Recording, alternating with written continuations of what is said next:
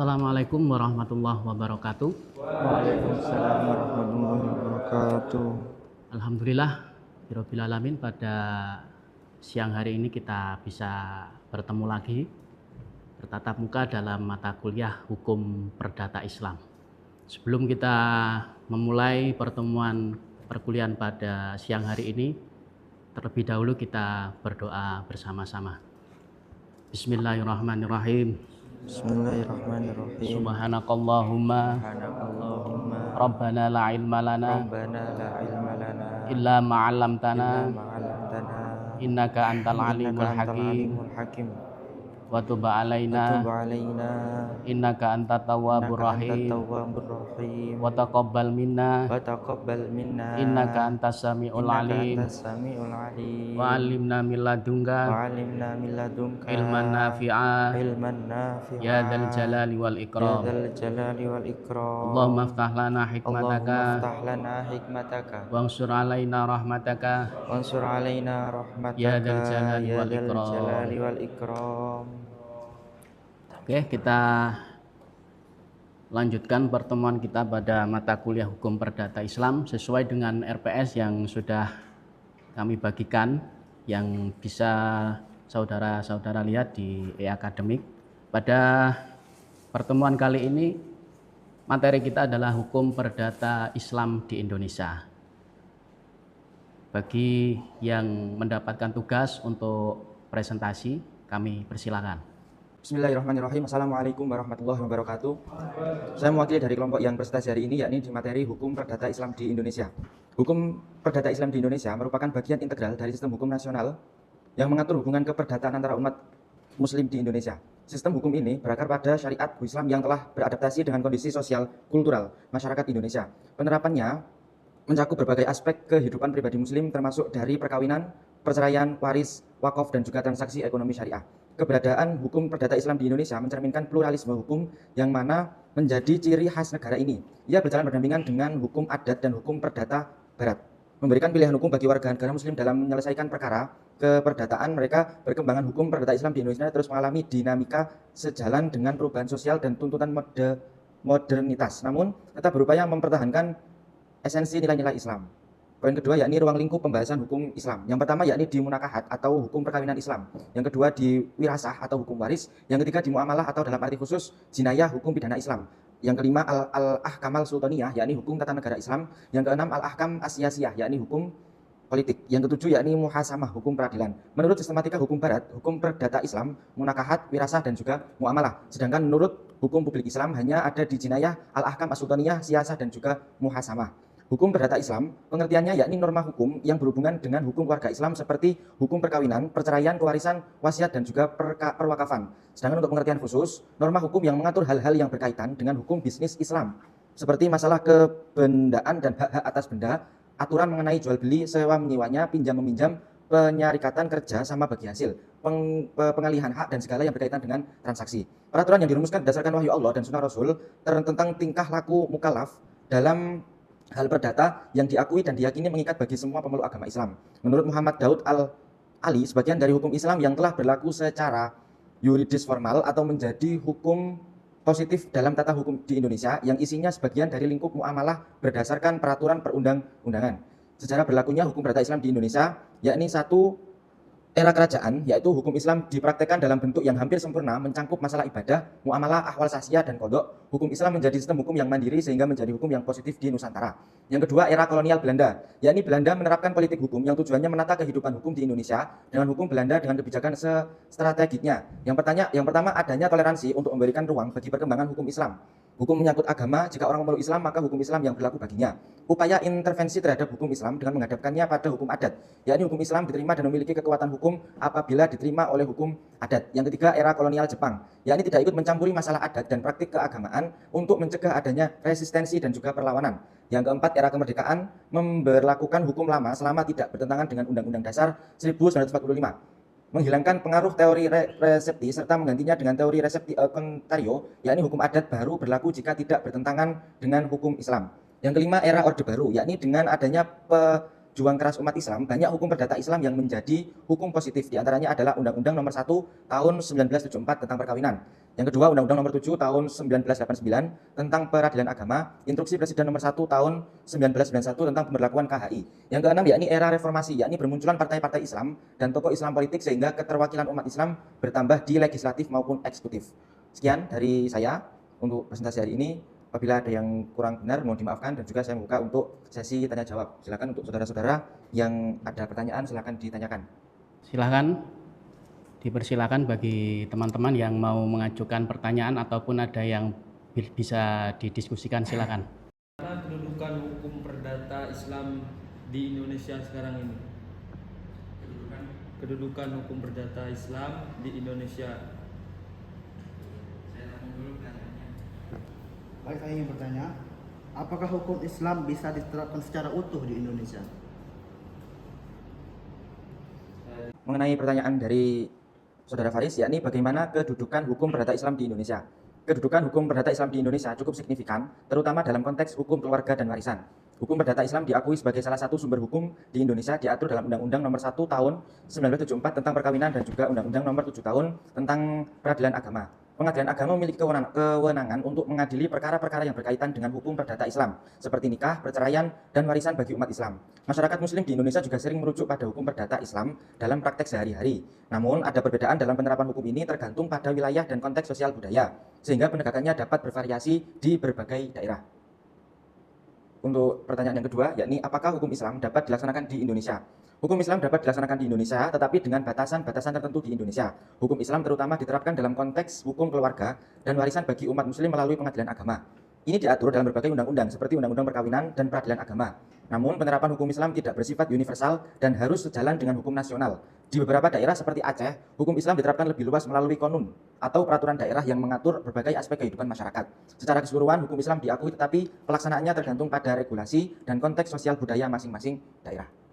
Terima kasih. Terima kasih bagi yang sudah presentasi.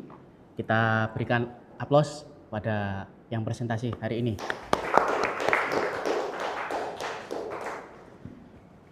Oke, sedikit memberikan review terkait dengan materi kita pada siang hari ini, yakni terkait dengan hukum perdata Islam di Indonesia. Kita tahu bahwasanya hukum perdata Islam atau hukum perdata di Indonesia ini sangat beragam, ya, sangat beragam. Tidak hanya hukum perdata Islam saja.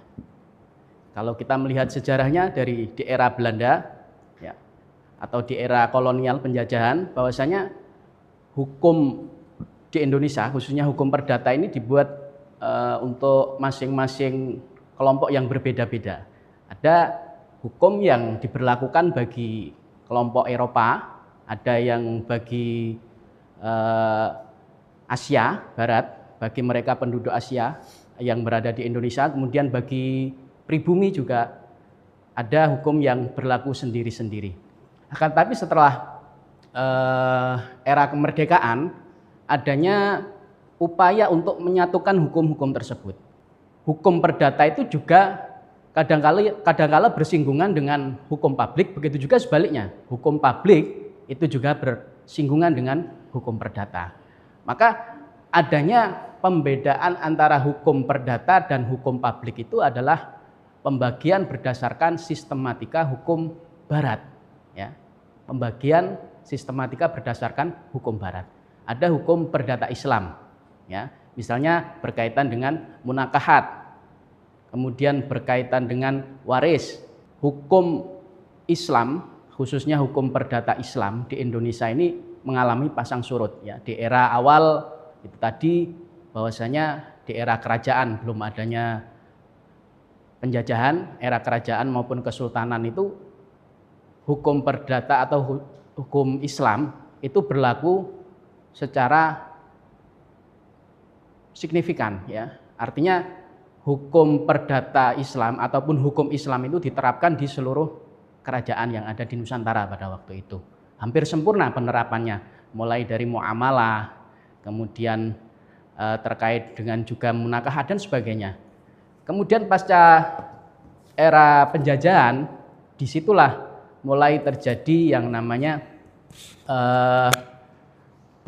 keberagaman hukum perdata yang ada di Indonesia. Ya. Kemudian setelah itu era kemerdekaan di era Orde Baru ya, Orde Baru. Pada waktu itu meskipun pemerintah dalam era tersebut belum terlalu berkonsentrasi di dalam pengembangan hukum Islam, tapi berkat kerja keras dari umat Islam pada waktu itu menghasilkan beberapa payung hukum terkait dengan hukum perdata Islam yang ada di Indonesia. Salah satunya adalah Undang-Undang Nomor 1 Tahun 74 terkait dengan perkawinan. Kemudian undang-undang terkait dengan peradilan agama.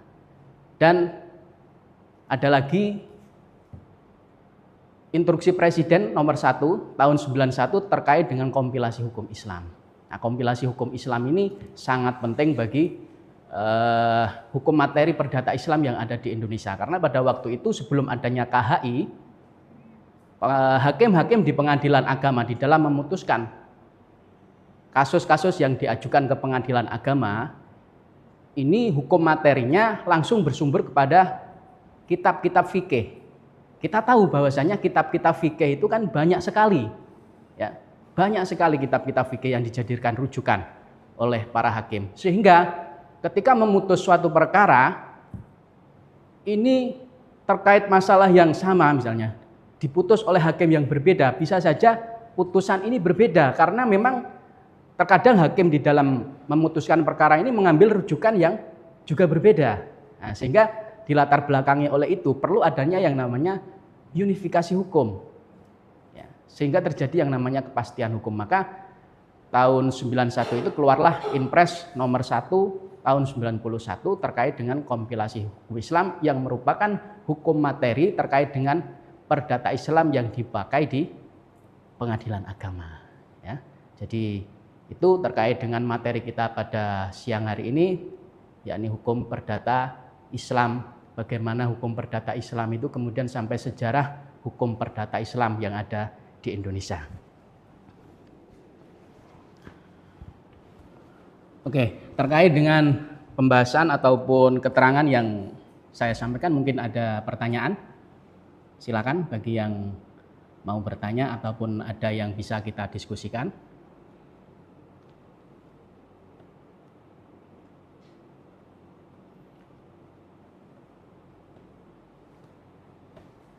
Kalau tidak ada pertanyaan, maka sebelum kita mengakhiri perkuliahan pada siang hari ini, ada mungkin ya tugas ya nanti yang bisa didiskusikan oleh teman-teman, bisa nanti jawabannya dikirimkan di e-akademik. Ya. Jadi mengapa hukum Islam ini tidak digunakan sebagai dasar pembentukan hukum Indonesia? Hukum di Indonesia padahal penduduknya mayoritas beragama Islam. Ya. Termasuk dalam hal ini adalah dalam ranah perdata yang beragam di Indonesia. Sehingga hukum perdata Islam ini bukan merupakan satu-satunya hukum perdata yang diberlakukan di Indonesia. Maka nanti silakan ini dibuat tugas dan nanti jawabannya bisa digunakan atau bisa dikirimkan di e-akademik.